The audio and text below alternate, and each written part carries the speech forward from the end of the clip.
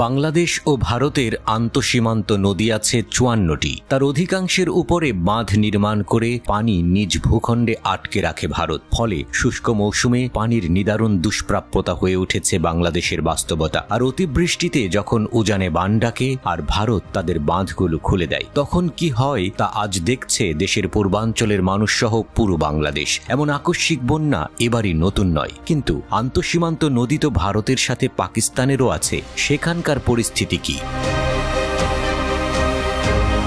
সিন্ধু নদকে পাকিস্তানের লাইফলাইন বলা যায়। এশিয়ার অন্যতম দীর্ঘ এই নদটি ভারত পাকিস্তান দুই দেশের জন্যই অত্যন্ত গুরুত্বপূর্ণ। এই আন্তঃসীমান্ত নদটির উৎপত্তি চীনের দক্ষিণ পশ্চিম তিব্বতে। সেখান থেকে নদীটি জম্মু ও কাশ্মীরের লাদাখ অঞ্চল দিয়ে প্রবাহিত। তারপর গিলগিট বালতিস্তান ও হিন্দুকুশ দিয়ে প্রবাহিত হয়ে নদটি পাকিস্তানে প্রবেশ করে আরব সাগরে পড়েছে। এর ৫টি উপনদ বিতস্তা, চন্দ্রভাগা, ইরাবতী, বিপাশা ও শতদ্রু। এই আন্তঃসীমান্ত নদটি নিয়েও কি বিরোধ আছে?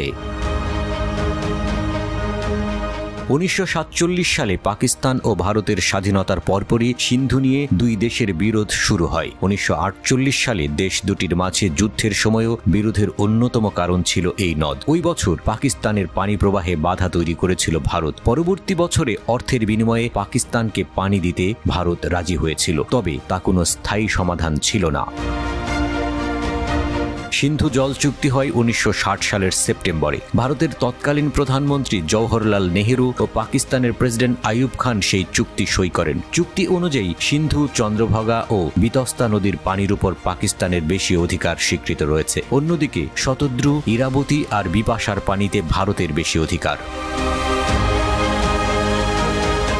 সিন্ধু জল চুক্তি বাস্তবায়নে ভারত ও পাকিস্তান থেকে একজন করে কমিশনার নিয়ে স্থায়ী সিন্ধু কমিশন গঠন করা হয়। চুক্তিতে নিয়মিত ভ্রমণ, তথ্য আদান প্রদান এবং বছরে অন্তত একটি সভা করে ওই কমিশন। প্রতিষ্ঠার পর থেকে মোট ১১৭টি সভা হয়েছে। দুই দেশের পারস্পরিক চুক্তিতে সালাল বাঁধ নির্মাণ করা হয়েছে। চুক্তি সম্পর্কিত মতবিরোধ দেখা দিলে তা আলোচনার মাধ্যমে সমাধান করা হয়েছে।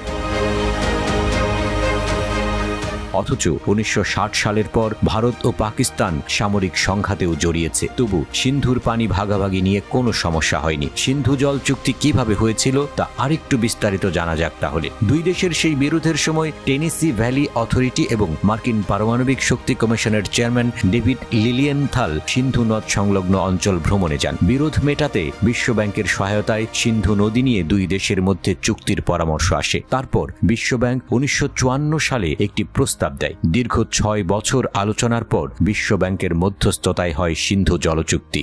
সবই কি তাহলে পশ্চিমা ম্যাজিক?